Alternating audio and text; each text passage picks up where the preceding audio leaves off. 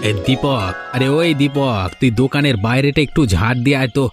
আজকে আমার ভালো লাগছে না, আজকে আমি ঝাড় দিতে পারবো না, তুই ঝাড় দিয়ে আয় যা। আমি কেন দোকানের সামনে ঝাড়ু দিতে আসবো? আমি তো এক সপ্তাহ দোকানের সামনেটা ঝাড়ু দিয়ে এসেছি, তাহলে আমি আবার কেন ঝাড় দেবো? আমি আমি পারবো না। তুই করবি না তো কে করবে? আমি এই দোকানের সবচেয়ে পুরনো কর্মচারী, আমি যেটা বলবো সেটাই হবে, চুপচাপ আমি যেটা বলছি সেটা কর। আমি তো একবার বললাম আমি পারবো না, তাহলে আমার কানের সামনে কেন ঘ্যান ঘ্যান করছো তুমি? হ্যাঁ, আর বড় বলে এই নয় যে তুমি যেটা বলবে সেটাই আমাদের মেনে নিতে হবে। অবশ্যই আমি যেটা বলবো সেটা মানতে হবে। তুমি বড়ই হও আর ছোটই হও, আমি ওসব মানতে পারবো না। আমার যখন যা কাজ আমি সেটাই করব, তাছাড়া আমি আর কোনো কাজ করব না। দাঁড়া, আজকে তোর একটা ব্যবস্থা করতে হবে। বাবু আসুক আজকে দোকানে, আজকে তোর নামে নালিশ জানাতে হবে।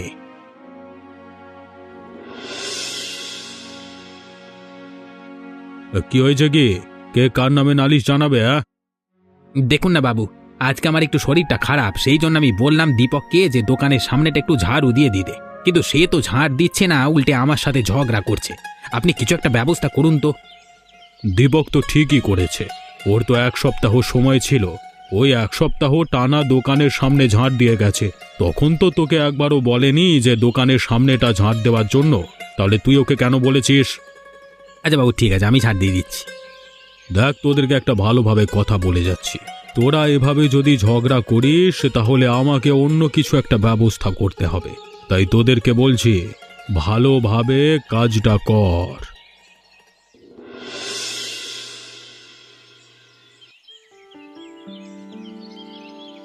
কি হয়েছে গো তোমার? তুমি এরকম মনমরা হয়ে বাড়িতে কেন ফিরছো? বাইরে কিছু হয়েছে নাকি? না গো গিন্নি, কি আবার হবে? কিছুই হয়নি আবার। না গো, তুমি আমার চোখে যতই ফাঁকি দাও, কিন্তু তুমি পারবে না। তোমাকে নিয়ে আমি এতদিন ঘর সংসার করছি, আর আমি বুঝতে পারবো না? তোমার কিছু না কিছু একটা হয়েছে। কি হয়েছে আমাকে খুলে বলো। কি বলবো বলো আর গিন্নি, শুভেন্দু আর দীপক ওরা দুজনে আমার দোকানে কাজ করে। ওদের মধ্যে ছোটখাটো বিষয় নিয়ে ঝামেলা লেগেই থাকে। তা ওদের মধ্যে যখন এতই ঝামেলা, তাহলে তুমি এক কাজ করো না, ওদের দুজনের মধ্যে যে কোনো একজনকে কাজ থেকে বের করে দাও, তাহলেই তো সব সমস্যার সমাধান হয়ে যায়। না গো গিন্নি, এটা তো তুমি একদম ভুল কথা বললে। ওরা দুজন যে আমার দোকানে কাজ করছে, ওদের দুজনের জন্যই তো আমার এই দোকানটা ধীরে ধীরে বড় হচ্ছে। তাহলে এবার তুমি বুঝে নাও তুমি কি করবে। তুমি আমাকে বললে, আমি আমার বুদ্ধিটা দিলাম, এবার তুমিই ঠিক করো যে তুমি কি করবে। আপাতত আমি ওদেরকে একটু চুপ করিয়ে এসেছি। এবার ওরা যদি আরো ঝগড়া ঝামেলা করে, তাহলে আমি কিছু না কিছু একটা ব্যবস্থা করব। তাই করো, তোমার দোকান, তুমি যেটা ভালো বুঝবে সেটাই তো করবে। আমি তো আর কিছু বলতে পারবো না, তাই করো। ঠিক আছে গিন্নি, চলো ভেতরে চলো, আমার বড্ড খিদে পেয়েছে, কিছু একটা খেতে দেবে চলো।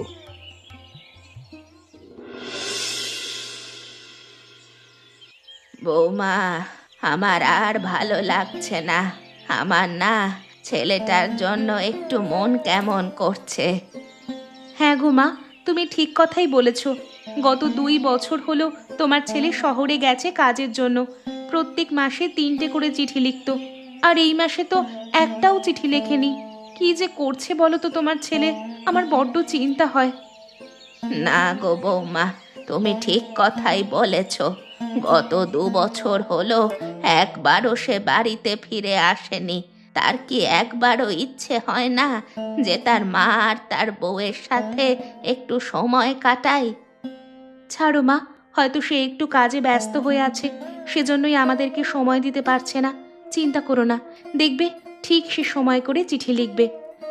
তাও তো একটু চিন্তা হয়, 1 মাস ধরে সে কোনো চিঠি লেখেনি, আর তারও তো কোনো খবরও নেই। মা, আপনি এই বয়সে এত চিন্তা করবেন না। আপনার যদি এই সময় চিন্তা করতে করতে কিছু একটা হয়ে যায়, তখন আমি কার কাছে যাব বলুন তো? না গো বৌমা, আমার কিছুই হবে না, তুমি অত চিন্তা করো না। আমি যেমন ভালোই আছি তেমনই থাকবো। আমাকে নিয়ে তোমাকে অত চিন্তা করতে হবে না। তা মা, আপনাকে নিয়ে আমি চিন্তা করব না? আপনি ছাড়া আমার কাছে যে আর কেউ নেই। আচ্ছা বাবা, ঠিক আছে, আমি আর এত চিন্তা করব না।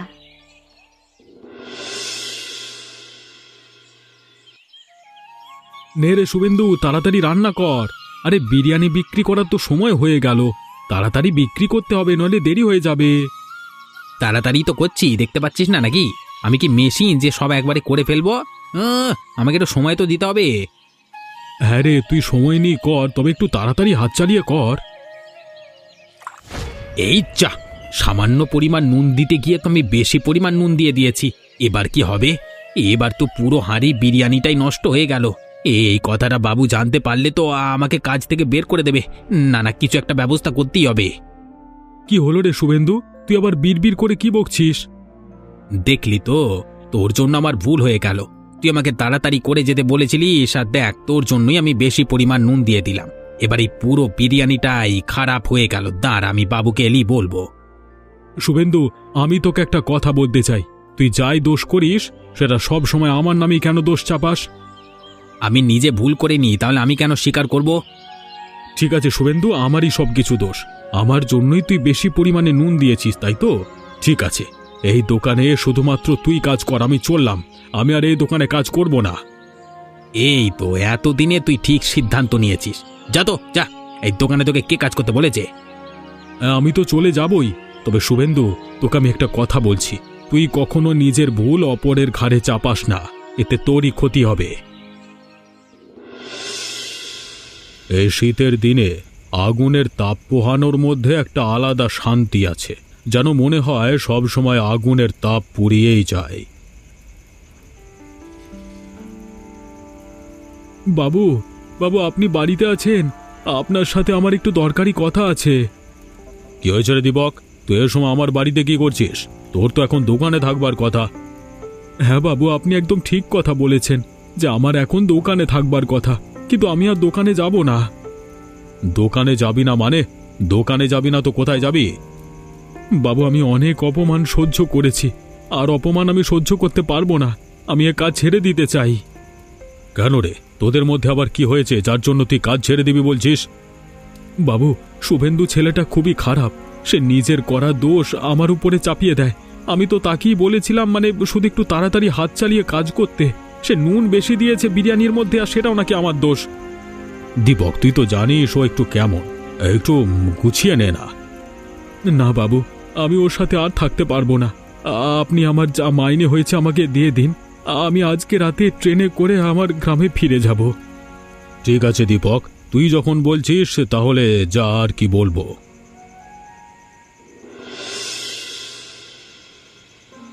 কি হয়েছে গো তোমার? তোমাকে সেই কখন থেকে দেখে যাচ্ছি, তুমি ঘুমোচ্ছ না, শুধু একবার এপাশ ফিরছো, একবার ওপাশ ফিরছো। কি হয়েছে বলো তো তোমার? কি আবার হবে গিন্নি, কিছুই হয়নি, তুমি ঘুমিয়ে পড়ো। না না, কিছু না কিছু তো একটা হয়েছে। তুমি তো কখনো এই রকম করো না, তাহলে আজকে কেন তুমি এই রকম করছো? কি হয়েছে আমাকে খুলে বলো। গিন্নি, আমি যেটা ভয় পাচ্ছিলাম ঠিক সেটাই হয়েছে। কি হয়েছে গো তোমার সাথে? গিন্নি, আমি তোমাকে বলেছিলাম না যে দীপক আর শুভেন্দুর মধ্যে ঝামেলা হচ্ছে? দেখো না, দীপক আর সন্ধেবেলা আমার কাছে এসেছিল আজকে। সে আবার কাজ থেকে কাজ ছেড়ে দিয়েছে। তাহলে এবার কি হবে গো? তোমার হোটেলটা তো এবার ধীরে ধীরে বসে যাবে। হ্যাঁ গো গিন্নি, সেটার চিন্তাতেই তো আমার আজকে ঘুম হচ্ছে না। একবার এপাশ ওপাশ ফিরছি, আমার আর ভালো লাগে না। এত কষ্ট করে দোকানটাকে এত বড় করলাম, আর তিলেকের মধ্যেই সবকিছু নষ্ট হয়ে গেল। দেখো, এত দুঃখ করে আর লাভ নেই। যা হবার তা তো হয়ে গেছে। ওপরওয়ালা যদি চায়, তোমার এই দোকানটা আবার সেই আগের মতো অবস্থায় ফিরিয়ে দেবেন। না গো গিন্নি, এটা আর হবে না। দীপকের হাতে খাবার শহরের লোকেরা খেতে খুবই ভালোবাসতো, কিন্তু এখন সে নেই, আর আমাদের দোকানে বেচা কেনাও খুব কমে যাবে। চিন্তা করো না, যা হয় ভালোর জন্যই হয়। এখন হয়তো তোমার সাথে এই রকম হচ্ছে, কিন্তু পরবর্তী সময়ে দেখবে সব আবার ঠিক হয়ে যাবে। তাই যেন হয় গিন্নি, ওপরওয়ালার কাছ থেকে তাই প্রার্থনা করতে থাকি। ঠিক আছে, এবার তুমি শুয়ে পড়ো। অনেক রাত হয়েছে, এতক্ষণ ধরে জেগে থাকলে তোমার যে শরীর খারাপ হয়ে যাবে। হ্যাঁ গো গিন্নি, আমি আমি শুয়ে পড়েছি, তুমিও শুয়ে পড়ো, তোমাকে আবার জেগে থাকতে হবে না আর।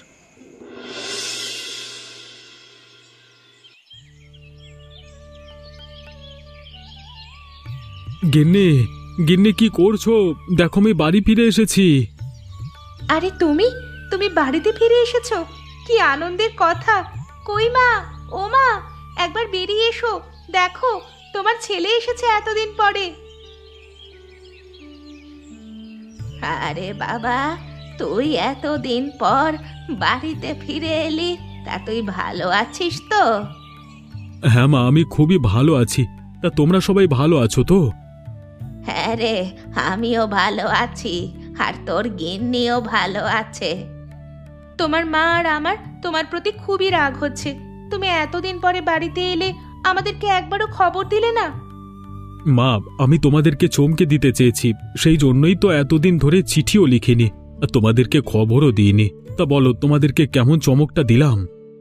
চমকটা তো ভালোই দিয়েছিস, কিন্তু তোর ওপর আমার বড্ড রাগ হচ্ছে। তুই 1 মাস ধরে একটাও চিঠি লিখিসনি, আমাদের কি চিন্তা হয় না? মা, 2 বছর পর আমি বাড়িতে ফিরে এলাম, তুমি আবার সেই বকা শুরু করেছো আগের মতো।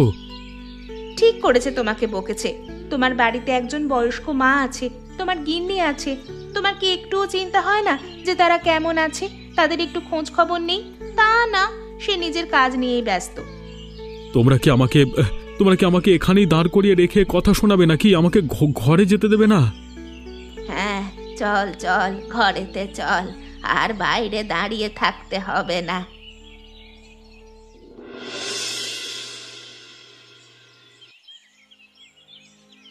কিরে বাবা, তুই এইরকম মন মরা হয়ে উঠোনে একা একা বসে আছিস কেন? এতদিন পর বাড়িতে এসেছিস, একটু আমাদের সাথে কোথায় কথাবার্তা বলবি, তা না, নিজে এখানে বসে বসে কি করছিস? না না মা, কিছুই হয়নি, এমনি একটু বসে আছি। না, তুই আমার থেকে কিছু না কিছু একটা লুকোচ্ছিস। কি হয়েছে বল? মা তাহলে শোনো, আমি যেখানে কাজ করি সেখানে আরেকজন কাজ করে, সে আমাকে শান্তিতে থাকতে দেয় না, সেই জন্য আমি সেখান থেকে কাজ ছেড়ে দিয়ে চলে এসেছি। সে কি রে, তুই সেখান থেকে কাজ ছেড়ে দিয়ে চলে এসেছিস? তাহলে এবার আমাদের সংসারটা চলবে কি করে? সেসব আমি কিছু জানি না, আমাদের কিভাবে সংসার চলবে আর কিভাবে সংসার না চলবে, তবে তবে আমি তোমাকে একটা কথা বলে দিচ্ছি, আমি আর শহরেতে ফিরে যাব না। বাবা, এরকম পাগলের মতো কাজ কেউ করে? বাইরে কাজে গেছিস, এই রকম তো একটু হবেই, তা বলে কি কাজ ছেড়ে কেউ চলে আসে? না মা, তুমি আমাকে যতই সান্ত্বনা দাও, আমি তোমার কথাতে কিছুতেই রাজি হব না। আমি ওখানে যখন একবার যাব না বলেছি তো যাব না, আমাকে যদি কিছু করতেই হয় তাহলে আমি এখান থেকে করব। ঠিক আছে, আমি আর কি বলবো। তুই যখন ভেবে নিয়েছিস যে আর শহরে ফিরে যাবি না, তাহলে তুই দেখ এবার কি করবি। হ্যাঁ মা, আমিও দেখিয়ে দেব শুধুমাত্র শহরে গিয়েই মানুষের বড় হওয়া হয় না, এই গ্রামে থেকেও কিছু না কিছু করা যায়, তার থেকেও বড় হওয়া যায়, সেটা আমি দেখিয়ে দেব। ঠিক আছে, অনেক বেলা হয়েছে, যা এবার খেয়ে নেগে যা। তোর গিন্নি অনেকক্ষণ ধরে বসে আছে খাবার নিয়ে, যা তাড়াতাড়ি খেয়ে নে।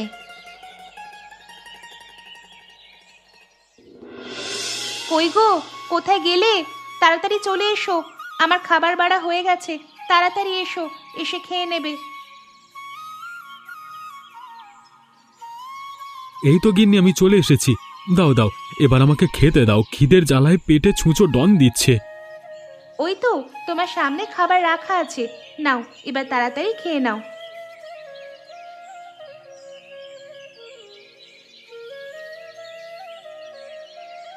আহা, কি সুন্দর খাবারের স্বাদ! এরকম খাবারের স্বাদ শহরে পাওয়াই যায় না। এতদিন পর গিন্নির হাতের রান্না খাচ্ছে, একেবারে মন প্রাণ জুড়িয়ে যাচ্ছে। তা কি গো, আমি কি শুনছি? মা বলল তুমি নাকি আর শহরে ফিরে যাবে না, তুমি এখান থেকেই কিছু না কিছু একটা কাজ করবে শুনলাম। হ্যাঁ গো গিন্নি, তুমি ঠিকই শুনেছ, আমি আর শহরে ফিরে যাব না। আমাকে যদি কিছু করতে হয় তাহলে আমি এখান থেকে কিছু না কিছু একটা করব। তা তুমি এখান থেকে কি করবে গো? আমরা এই গ্রামেতে একটা বিরিয়ানির দোকান খুলব, আর সেই দোকানেতে নানান রকমের বিরিয়ানি পাওয়া যাবে। নানা রকমের বিরিয়ানি? কি বলছো গো? আমি তো কিছুই বুঝতে পারছি না। আমি তো শুধুমাত্র দু রকমের বিরিয়ানির নাম শুনেছি, এক আলুর বিরিয়ানি আর মাংসের বিরিয়ানি। তাছাড়া তো আমি আর কোনো বিরিয়ানির নাম শুনিনি। তা গিন্নি, তুমি শুনবে কি করে? শহরেতে আমি যে হোটেলে কাজ করতাম, সেই হোটেলে 5 রকমের বিরিয়ানি পাওয়া যেত, আর সেখানে থেকেই আমি সব বিরিয়ানি শিখে রেখেছি। ভাবছি সেগুলি এই গ্রামেতে বিক্রি করব। তাই? তা এই গ্রামেতে ওই বিরিয়ানি বিক্রি হবে তো? কেন বিক্রি হবে না? যদি আমরা কম দামে বিরিয়ানি বিক্রি করি তাহলে লোকে কিনতে বাধ্য। ঠিক আছে, তাহলে তাই হবে। কাল থেকেই তাহলে আমরা বিরিয়ানির দোকান দিয়ে দেব।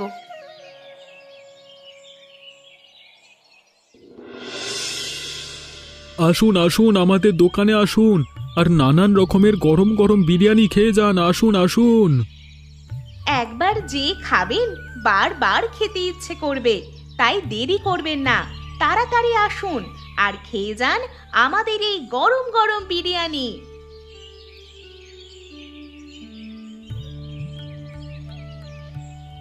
আরে দীপক দাদা আর মিতা বৌদি, তোমরা এই দোকানটা নতুন খুললে তাই না? আরে হ্যাঁ রে মালতী, আমরা এই দোকানটা নতুন করলাম। তা তোমাদের এই দোকানে কিসের বিরিয়ানি পাওয়া যাচ্ছে গো? আমাদের এই দোকানে 5 রকমের বিরিয়ানি পাওয়া যায়। তুই কি বিরিয়ানি খাবি সেটা বল। তাহলে আমাকে 1 প্লেট মাংসের বিরিয়ানি দাও। এই নে তোর মাংসের বিরিয়ানি, আর খেয়ে বল যে কেমন খেতে হয়েছে।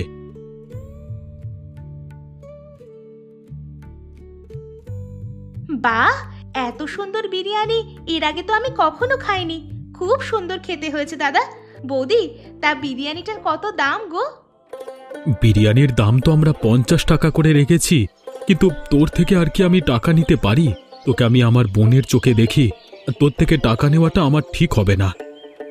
এত কম দামে তোমরা বিরিয়ানি বিক্রি করছো? বাহ, খুবই ভালো। আর টাকা নেবে না কেন? আমি যখন খেয়েছি আমি তোমাকে পয়সা দেব। না রে, তোকে দিতে হবে না, আমি তো বলছি।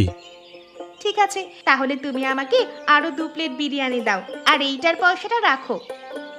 ঠিক আছে, তাহলে আমি 2 প্লেট বিরিয়ানির দাম নেব, আর তুই যেটা খেয়েছিস সেটা আমার তরফ থেকে ফ্রি। আচ্ছা ঠিক আছে, এই নাও তোমার 100 টাকা। আর দাদা, আমি চললাম বাড়িতে, আমার অনেক কাজ আছে। হ্যাঁ রে মালতী, তুই যা, বাড়ির দিকে যা।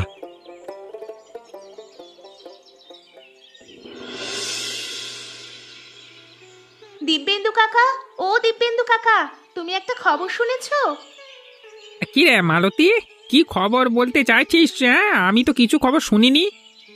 দীপক দাদা আর মিতা বৌদি তারা দুজনে মিলে একটা নতুন হোটেল খুলেছে, আর সেই হোটেলে 5 রকম বিরিয়ানি বিক্রি করছে।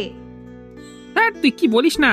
দীপক তো গত 2 বছর ধরে গ্রামেতে ফিরেই আসেনি, আর তুই কি বলছিস নাকি সে বিরিয়ানির দোকান খুলেছে? আমার তো বিশ্বাস করি না আমি কথা। আমি সত্যি বলছি গো কাকা, আমি তার কাছ থেকে আজকে বিরিয়ানি খেয়ে এসেছি, আর বাড়ির জন্য নিয়ে এসেছি। তুই ঠিক বলছিস তো মালতী? হ্যাঁ গো কাকা, আমি ঠিকই বলছি। তোমার যদি বিশ্বাস না হয় তাহলে তুমি নিজের চোখে গিয়ে দেখে আসো না যে আমি সত্যি বলছি না মিথ্যা কথা বলছি। আর তোমাকে মিথ্যে কথা বলেই বা আমার কি লাভ? হ্যাঁ, তুই তো কখনো আমাকে মিথ্যে বলিস না। ঠিক আছে, তুই যখন বলছিস আমি যাব দেখতে, তবে আজকে নয়।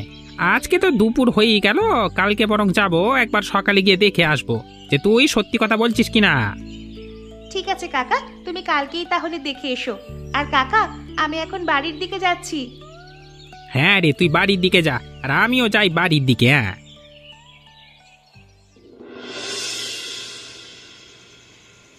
মা, আমি যতটা পরিমাণে আশা করেছিলাম তার থেকে তো বেশি পরিমাণে আমাদের বিরিয়ানিটা বিক্রি হয়েছে। হ্যাঁ গো মা, আমি তো ভাবতেই পারিনি যে আমাদের সব বিরিয়ানি বিক্রি হয়ে যাবে। তাই নাকি? তোদের দোকানে সব বিরিয়ানি বিক্রি হয়ে গেছে? বিক্রি হওয়ারই তো কথা। আমাদের গ্রামে তো শুধু তোরাই এই প্রথম বিরিয়ানির দোকান খুললি, তা বিক্রি হবে না? আর জানো মা, যারাই আমাদের দোকানের বিরিয়ানি খেয়েছে তারাই আমাদের দোকানের সুনাম করে গেছে। আরও অনেক খরিদ্দার তো আমাদের দোকানে বিরিয়ানি না পেয়ে ফিরেও গেছে। তারা বলেই গেছে যে এর পরের দিন যেন তারা আগে পায় বিরিয়ানি। হ্যাঁ মা, আজকে আমরা যতটা পরিমাণে বিরিয়ানি নিয়ে গেছিলাম, আমরা যদি তার ডবল নিয়ে যেতাম তাহলে সব বিক্রি হয়ে যেত। প্রথম প্রথম একটু অল্প করে করাই ভালো। তোদের যখন আজকে ভালোই বিক্রি হয়েছে, তাহলে কালকে একটু বেশি পরিমাণে বিরিয়ানি বিক্রি করবি। হ্যাঁ মা, কালকে একটু বেশি পরিমাণেই নিয়ে যেতে হবে। আর এইভাবে যদি আমাদের বিরিয়ানি বিক্রি হতে থাকে, তাহলে তো আমরা দুদিনেই বড়লোক হয়ে যাব। আমাদেরকে আর ফিরে তাকাতে হবে না মা। হ্যাঁ গিন্নি, তুমি ঠিকই বলেছ। আমি যে টাকা 1 মাসে শহর থেকে ইনকাম করতাম, তার প্রায় কাছাকাছি আজকের দিনে শুধুমাত্র বিক্রি করে ইনকাম করেছি। ঠিক আছে, অনেক রাত হয়েছে, এবার তোরা শুয়ে পড়। আবার কালকে সকালে দোকান খুলতে হবে তো।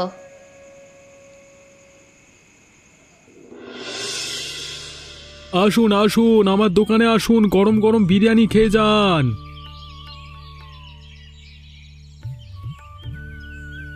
আরে কি রে দীপক, আমি শুনলাম নাকি তুই বিরিয়ানি বিক্রি করছিস।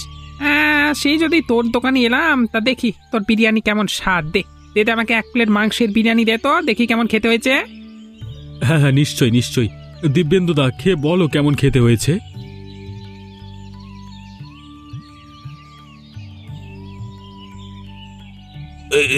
দীপক, কি দেখছি তুই নতুন দোকান খুলে ফেললি শহরে কাজ ছেড়ে এসে?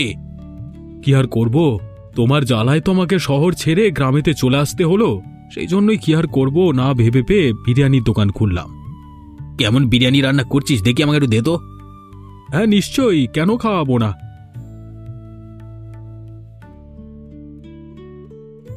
এই নাও ধরো, খেয়ে বলো কেমন খেতে হয়েছে।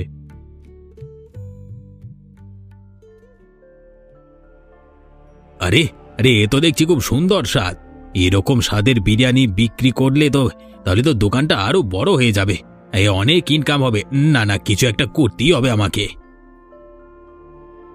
কি হলো, মনে মনে কি বলছো? জি, এরকম বাজে বিরিয়ানি আগে কোনোদিন খাইনি, এই মুখের স্বাদটাই নষ্ট হয়ে গেল। চুপ করো, তুমি অনেক কথা বলেছো এসে থেকে।